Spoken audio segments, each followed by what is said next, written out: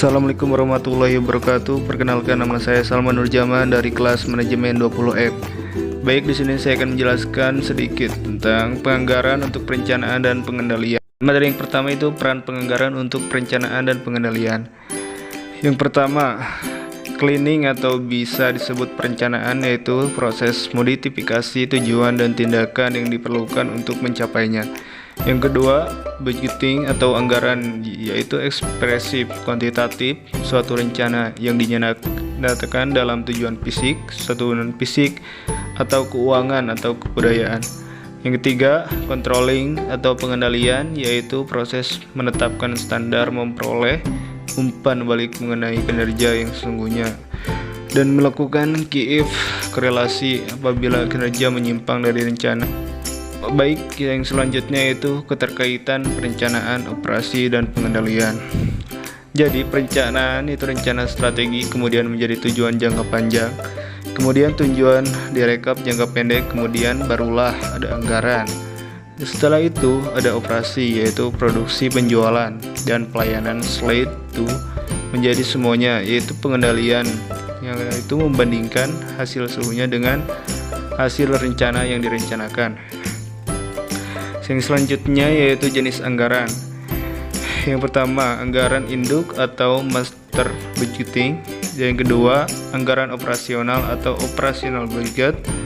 Yang ketiga yaitu anggaran keuangan atau financial budget.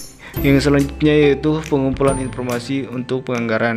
Yang pertama, pengumpulan data anggaran, yaitu dari data berasal dari banyak sumber. Yang kedua, data historis, yaitu dari harga tahun lalu.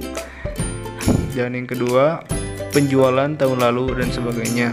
Yang ketiga yaitu perkiraan variabel lain, yaitu perkiraan biaya dan perkiraan kas.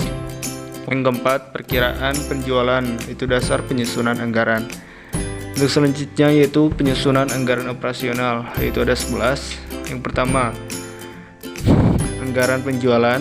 Yang kedua, anggaran produksi. Yang ketiga yaitu anggaran pembelian bahan baku.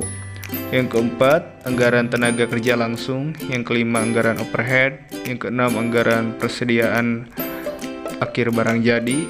Yang ketujuh yaitu anggaran harga pokok penjualan. Yang kelima, anggaran biaya pemasaran. Yang sembilan, anggaran biaya riset dan pembangunan. Yang 10, anggaran biaya administrasi. Dan yang terakhir yaitu anggaran laporan laba rugi. Selanjutnya yaitu kelebihan dan kekurangan proses anggaran induk tradisional. Masuk ke kelebihannya proses anggaran induk tradisional, yaitu yang pertama, pendekatan yang disiplin terhadap individu, identifikasi dan rencana. Yang kedua yaitu arah dan tujuan bagi manajemen di semua tingkatan. Yang ketiga yaitu meningkatkan koordinasi ke atas perusahaan. Yang keempat, mekanisme untuk menggalakkan gagasan dan kinerja sama dari semua tingkatan urgen. Yang kelima, hubungan ukuran evaluasi kinerja yang sesungguhnya dan kemampuan manajerial pada para eksekutif. Selanjutnya yaitu masuk ke kelemahan proses anggaran induk tradisional. Yang pertama yaitu berorientasi departemen dan tidak memperhitungkan keterkaitan antara 4 semen. Yang kedua, statis dan tidak dinamis. Yang terakhir itu berorientasi pada hasil, bukan pada proses mungkin. Baik, mungkin cukup segitu saja yang saya bisa dapat sampaikan. Kurang lebihnya mohon maaf. Cukup sekian. Assalamualaikum warahmatullahi wabarakatuh.